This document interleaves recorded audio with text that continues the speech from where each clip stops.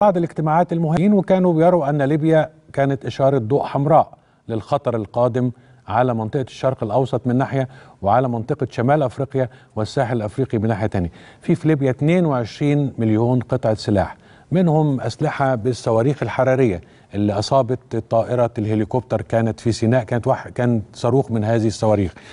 أيضا في أكثر من 70 منظمة إرهابية، وبالتالي كان أمام الإدارة الأمريكية حاجة من اتنين: إما أنها يعني تدعم الحكومة الليبية من خلال قوات تتبع الأمم المتحدة وإن كانت تنتمي لجنسيات عربية وإسلامية، أو أن يكون هناك جنرال عسكري يتولى القيام بالمهمة.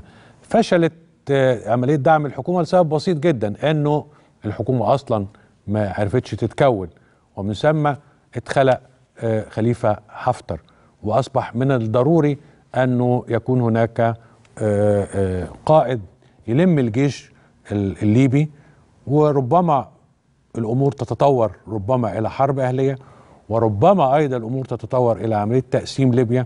ولكن من المؤكد أنه خليفة حفتر هيكون له دور مؤثر في القرار في الفترة القادمة بشكل أو بآخر. لما سألت رئيس الحكومة هل لنا دور فيما يجري في ليبيا، قال الحقيقة نحن نراقب عن كثب كل ما يحدث هناك. أيضا سأل الدكتور نبيل العربي أمين عام الجامعة العربية عن تصورهم للأمر.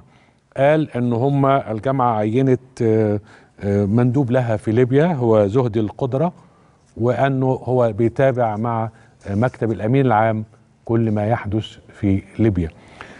خلينا نطلع فاصل، وبعد الفاصل هتكلم عن بعض